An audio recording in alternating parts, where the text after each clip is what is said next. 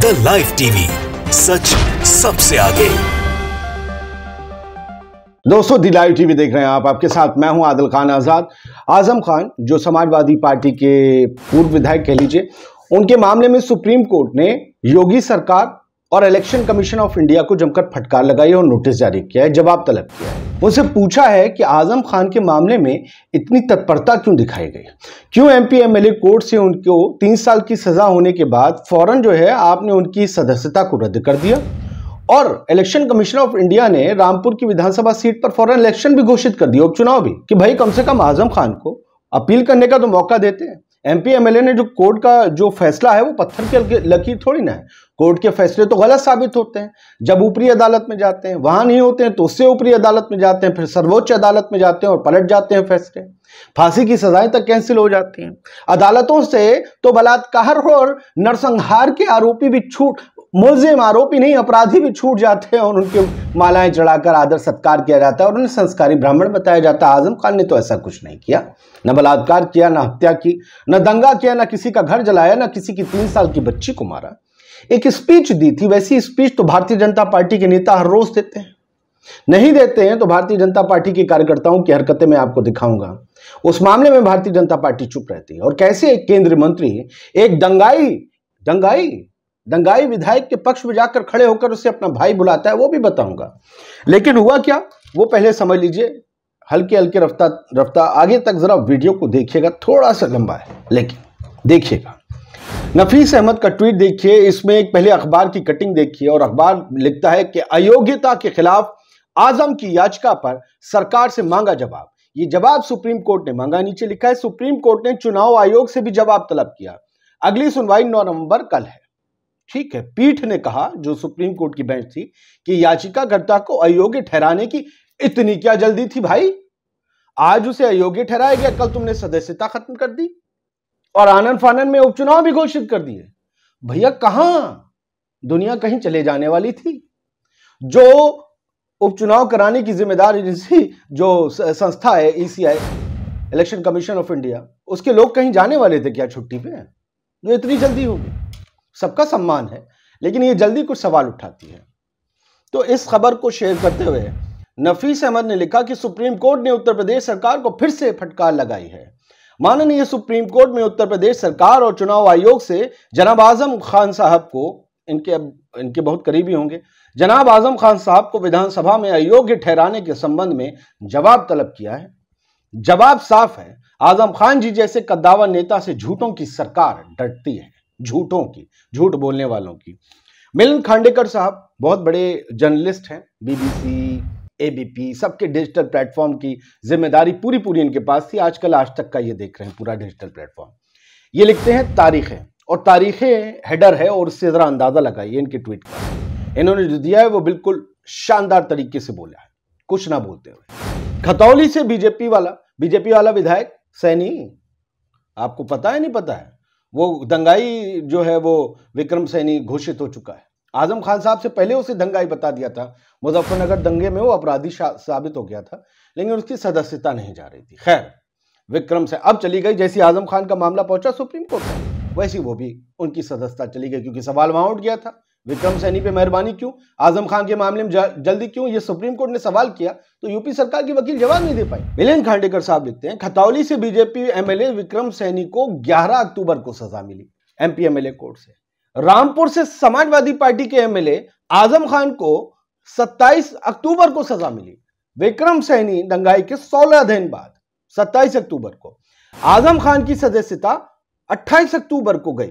27 अक्टूबर को सजा, 28 को सदस्यता गई, एक दिन बाद, 24 घंटे भी नहीं लगे। 5 नवंबर को चुनाव की घोषणा हो गई, यानी सजा मिलने के और सदस्यता जाने के 7 दिन बाद, हफ्ते भर बाद चुनाव का ऐलान हो गया उनकी सीट पर। अब सोचिए 11 अक्टूबर को उसकी सजा हो गई थी, लेकिन उन भाई साहब की सदस्यता कब गई, 7 नवंबर को। 27-26 दिन बाद, आजम खान की 24 घंटे नहीं लगे, उनके 26-27 दिन लगे ये डिसाइड करने में कि इन्हें रखा जाए, पाला जाए, पोसा जाए, बड़ा किया जाए, दूध पिलाया जाए, या फिर संस्था रद्द कर दी जाए। हो गई। इसलिए चूंकि सुप्रीम कोर्ट ने सवाल पूछ लिया कि विक्रम सैनी पर वो मेहरबानी क्यों, जो आजम खान पर नहीं हुई। आजम खान की सदस्यता रद्द करने में इतनी जल्दी क्यों, जबकि विक्रम सैनी की तो अभी तक नहीं की। कल जब ये सुनवाई हुई तब तक विक्रम सैनी को नहीं किया। आज सुबह खबरें आ गई, कल रात ही आ गई, तो विक्रम सैनी की सदस्यता रद्द होगी। वहां भी खतौली जो मुजफ्फरनगर की सीट पे, वहां भी चुनाव घोषित कर बड़ी जल्दबाजी में। लेकिन यह हुआ तब जब आजम खान पर सवाल सुप्रीम कोर्ट में उठ गया। नोटिस जारी हो गया यूपी सरकार को, इलेक्शन कमीशन ऑफ इंडिया को। ये मिलिंद खांडेकर साहब ने नीचे जो है वो जो प्रेस नोट है वो भी जारी कर दिया गया है इलेक्शन कमीशन ऑफ इंडिया की तरफ से कि कब खतौली सीट पर चुनाव होगा। ओ विक्रम सिंह सैनी का जो ये खतौली से वो है, माफ कीजिएगा, जो उन्हें हटा दिया गया है, उनकी डिस्क्वालीफाई कर दिया गया है। उसके बाद जो नीचे आप देख रहे हैं date of issue of gazette notification, कि अब जो है ये 5 तारीख को यहाँ चुनाव की तारीख लिखी है, आपको बोल्ड लेटर में किया हुआ है इन्होंने। और नीचे जो है 8 तारीख को, 8 दिसंबर को काउंटिंग होगी वोटों की। यानी जिस दिन नतीजे गुजरात हिमाचल के आएंगे उसी दिन उपचुनाव के नतीजे आएंगे। भाई साहब मैं कहता हूं दोनों को आप दे देते वक्त, लेकिन आपने नहीं दिया। 1-1.5 महीने अब हाई कोर्ट में छुट्टी चल रही है, कुछ लोअर कोर्ट्स में छुट्टी चल रही है, कुछ लोग छुट्टी में वकील गए हुए हैं।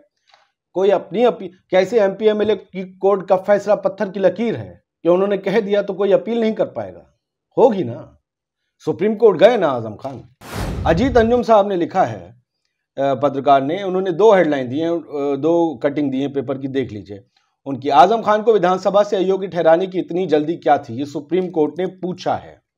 और चुनाव आयोग से जो है और यूपी सरकार से जवाब तलब किया, योगी सरकार से भी, जो बहुत जल्दी में रहती है। और भाजपा विधायक विक्रम सैनी की विधानसभा सदस्यता खत्म फौरन इसके बाद, जब सुप्रीम कोर्ट ने सवाल पूछ लिया। तो अजीत अंजुम लिखते हैं 27 अक्टूबर को आजम खान को भड़काऊ भाषण मामले में सजा हुई, 28 को उनकी सदस्यता समाप्त कर दी गई। सुप्रीम कोर्ट ने पूछा अयोग्य ठहराने की इतनी जल्दी क्या थी। 11 अक्टूबर को सजा पा चुके बीजेपी के विक्रम सैनी पर क्या कार्रवाई हुई, यह सुप्रीम कोर्ट ने पूछा। इधर सुप्रीम कोर्ट ने पूछा, उधर विक्रम सैनी पर कार्रवाई हुई। बताओ, वही लग रहा था विक्रम बेताल, तूने पूछा और मैं उड़ा, समझे।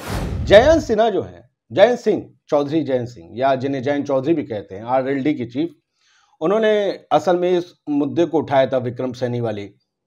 तो जाकर उन पर जो है मामला ये चूड़ी टाइट हुई थी। 5 नवंबर को उन्होंने ट्वीट किया था कि विक्रम सैनी की सदस्यता समाप्त हो चुकी है। दुर्भाग्य है भाजपा विधायक विक्रम सैनी के संदर्भ में 1 महीने बाद भी एमपी एमएलए कोर्ट के निर्णय के प्रति सचिवालय को की प्रति यानी प्रिंट जो कॉपी होती है सचिवालय को प्राप्त नहीं हुई, इसीलिए उनके स्थान को रिक्त घोषित नहीं कर पाए। विपक्ष के सदस्यों को की सेवा त्वरित हो जाती है, सेवा समाप्त, यानी आजम खान के मामले में कह रहे हैं 1 दिन में भी हो गई, उनकी नहीं हो पा रही क्योंकि उनकी प्रति ही नहीं मिली थी सचिवालय को। तुषार श्रीवास्तव लिखते हैं यूपी के मुजफ्फरनगर के खतौली विधानसभा उपचुनाव का ऐलान, 5 दिसंबर को होगी वोटिंग। भाजपा विधायक विक्रम सैनी को सजा होने के बाद खाली हुई है सीट। और ये सजा तो हो गई थी सर, ये भी बताइए 11 को, लेकिन सीट कल खाली हुई है क्योंकि सवाल पूछ लिया गया था। अब वो जो दंगाई विधायक है विक्रम सैनी खतौली से, दंगाई कहेंगे, दंगे के मामले में अपराधी साबित हुआ है, अब तक तो है, उसके समर्थन में केंद्र की मोदी सरकार के एक मंत्री आ गए, संजीव बालियान साहब, उसी क्षेत्र से आते हैं, और वो इस दंगाई को भाई लिख रहे हैं। योगी जी, मोदी जी, आप तो दंगाइयों के लिए बहुत सख्त होते हैं, लेकिन मोदी जी आपके तो मंत्री कुछ और ही कह रहे हैं, जवाब दीजिए ना सर, ये रिश्ता क्या कहलाता है कि एक दंगाई भाई कहलाता है। संजीव बालियान का ट्वीट शेयर किया है मुराद आलम ने, लिखा है मुजफ्फरनगर खतौली से बीजेपी विधायक विक्रम सैनी की सदस्यता खत्म होने के बाद केंद्रीय मंत्री संजीव बालियान का ट्वीट। और संजीव बालियान का ट्वीट कहता है 2013 के मुजफ्फरनगर के कठिन दौर में मतलब दंगे जब हो रहे थे, भाई विक्रम सैनी समाज के बीच एक योद्धा की तरह खड़े रहे, समाज के बीच एक योद्धा की तरह खड़े रहे, मतलब तलवार भाले कट्टे तमंचे बंदूक क्या लेकर खड़े रहे संजीव बालियान साहब, दंगों में क्या बनकर खड़े रहे, क्योंकि इन्हें तो दंगाई बताया है कोर्ट। रासुका लगवाकर 1 साल जेल में रखना भी उनके हौसलों को तोड़ नहीं पाया। आज वो लोग उंगली उठा रहे हैं जो उस कठिन दौर में अपने घरों से बाहर भी नहीं निकले। सर्व समाज भाई विक्रम सैनी के साथ है, सर्व समाज भाई विक्रम सैनी दंगाई भाई के साथ है। ये डॉक्टर संजीव बालियान केंद्रीय मंत्री नरेंद्र मोदी सरकार के कह रहे हैं। अब आप समझ लीजिए कि इससे दंगे करने वालों के क्या हौसले बुलंद नहीं होंगे, या तो आपका कानून और अदालत में संजीव बालियान जी यकीन नहीं है कि उन पर हो गया है मामला, उन पर जो है उन्हें जो उनके खिलाफ जो फैसला आया है वो फैसला ही सही नहीं है कोर्ट का, आप कोर्ट का सम्मान ही नहीं करते। और करते हैं तो फिर आपकी सरकार की जो नीति है, या तो आप उसके खिलाफ जा रहे हैं या सरकार की अंदरूनी नीति कुछ और है कि दंगाई अगर विपक्ष का है तो कोई मसला नहीं, अपना है, अपनी पार्टी का है कोई, तो कोई बात ही नहीं, अपना ही है, अपने तो अपने होते हैं, बाकी सब सपने होते हैं। तो ये सारी चीजें चल रही हैं। और इस बीच ये भी खबर आई है कि अगर उपचुनाव हो रहे हैं तो फिर जो उस वक्त डीएम थे रामपुर के, जिन्होंने इनके खिलाफ ये शिकायत की थी आजम खान के खिलाफ, उनके खिलाफ समाजवादी पार्टी उतर आई है। ये कह रही क्योंकि अब वो मंडलायुक्त हैं, कमिश्नर हैं उस जोन के, मुरादाबाद के मंडल में ही रामपुर आता है। तो वो लिख रहे हैं कि दुर्भावना और शासन के इशारे पर पहले उन्होंने माननीय श्री आजम खान जी को परेशान किया, अब कमिश्नर रहते रामपुर सीट को प्रभावित करने का प्रयास करेंगे, ऐसी भावना है। चुनाव आयोग तत्काल आंजनेय कुमार सिंह को मुरादाबाद मंडल के कमिश्नर पद से हटाए और निष्पक्ष चुनाव कराए, क्योंकि ये वहां के कमिश्नर हैं इस वक्त मुरादाबाद मंडल के। अब मैंने जो शुरू में कहा था उसे दिखा के खत्म करता हूं कि ये है हालत। कहते हैं डीएम एसपी को हड़का रहे थे आजम खान, लेकिन डीएम के एसपी के सामने, पुलिस अधिकारी के सामने उसके कनिष्ठ को गालियां दी जा रही हैं, थाने के अंदर धमकाया जा रहा है, और वहां पर अधिकारी बैठा है, तब भी इन लोगों पर जो है कार्रवाई नहीं होती, क्योंकि बीजेपी के गुंडे हैं, लोग कह रहे हैं। देखिए ना, शिव बच्चन यादव ने जो शेयर किया, आजम खान साहब धमकी नहीं दे रहे हैं, जो थाने में पुलिस दुम दबाकर बैठी है, ये बीजेपी के गुंडे हैं जो थाने जलाने की बात करते हैं। बाबा की कानून व्यवस्था, कानून प्रशासन है, देख सकते हैं, ट्वीट भी रिट्वीट भी करें। ये पूरी खबर आपने देखी होगी, अभी जल्दी आई थी। ये वीडियो देख ली कैसे धमका रहा है पुलिस वाले को और अधिकारी साहब।